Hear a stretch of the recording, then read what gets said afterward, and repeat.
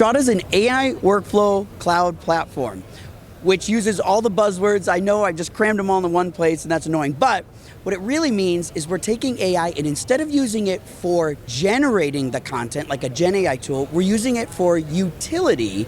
So it's AI working for you instead of it doing your work. Okay, give me a specific example. What does Strada do? So a good example would be mundane tasks. I think the future of AI is not going to be in generative. I think that's a little overrated.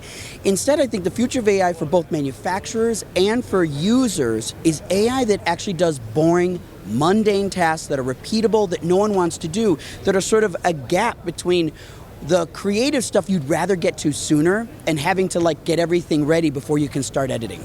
It sounds almost like you're augmenting the creator rather than replacing the creator. Certainly. The replacement isn't the goal here. Instead, it's to eliminate the tasks that are just kind of slowing you down. A couple examples would be syncing audio. It's a step you have to do, but it's a barrier between getting the cutting going. Or transcribing things. You have to send it out, or you have to let it process, or translating, which is very difficult actually for large batches that need to keep time code accurate.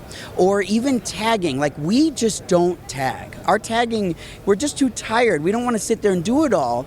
And so editors have really good frontal lobe memories because they have to remember where everything is. But if it's automatically tagged really robustly, you don't have to remember. It actually allows you to be kind of messier, and you could just search by shoe or foot or fall or fire or night or day or lake or even an emotion like happy or sad. And then you can find the takes and the shots that you were looking for and not have to remember where they all are. Well, is this like a media asset management system?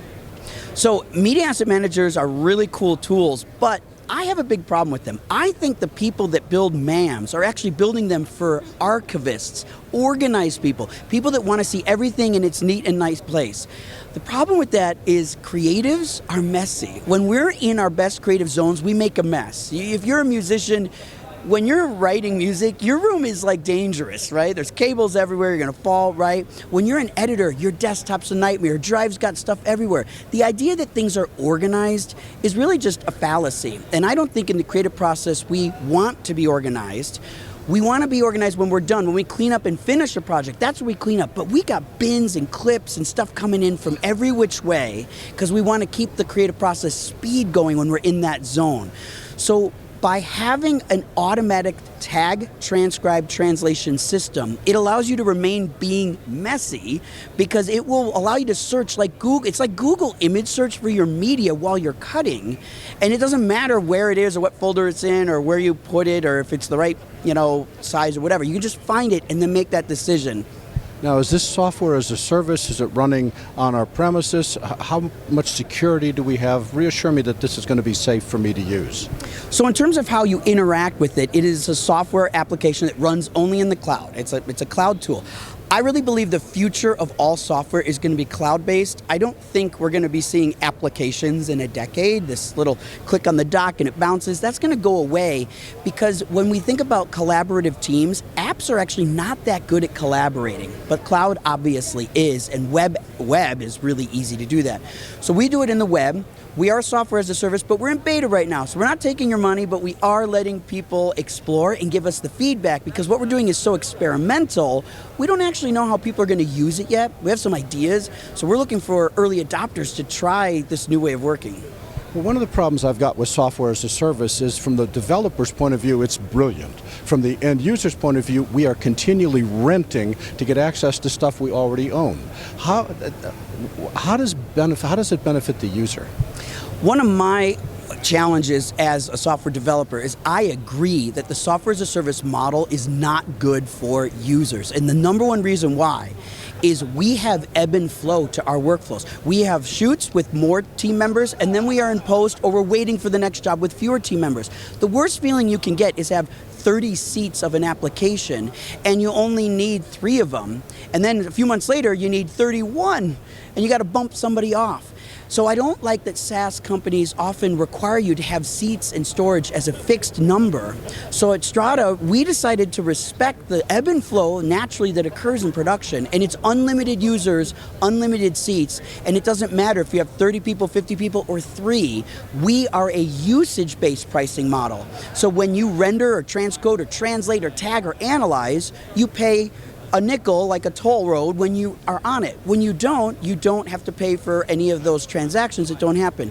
Everybody knows how a taxi works. It drives around all day, but you only pay for it when the meter's running and you're in it, and I think that's how SaaS should be managed.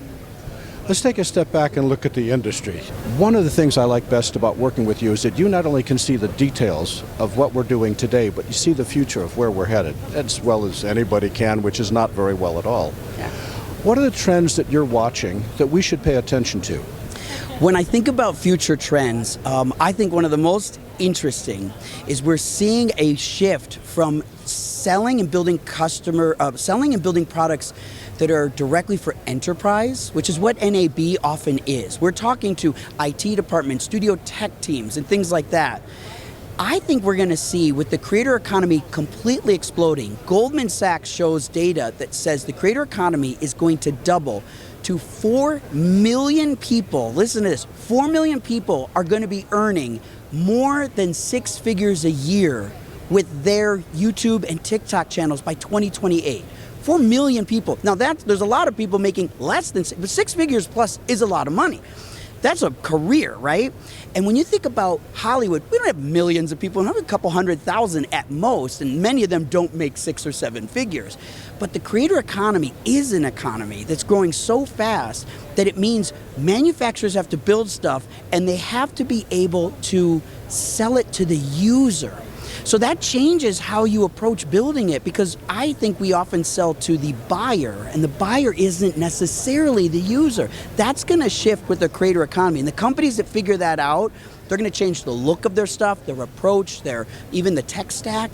And the companies that don't are going to be stuck only selling to enterprise. And I think as the creator economy expands, they're going to miss out on a big opportunity. Michael, Strada's a new company. This is your rollout, your launch here at NAB. So no one's had a chance really to play with it. What are the key points you want folks to remember?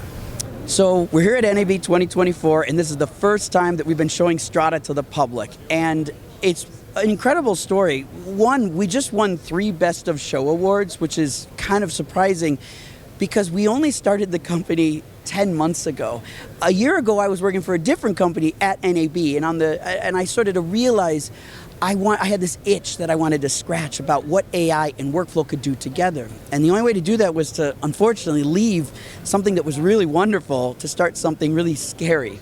So our value proposition is just to help people move faster through mundane tasks. And our way of doing that is just putting it in front of people and showing them. And I think it's working because we're getting this is the best tech I've seen here responses, and we're getting awards from divisions, including NAB itself, for best product recognition.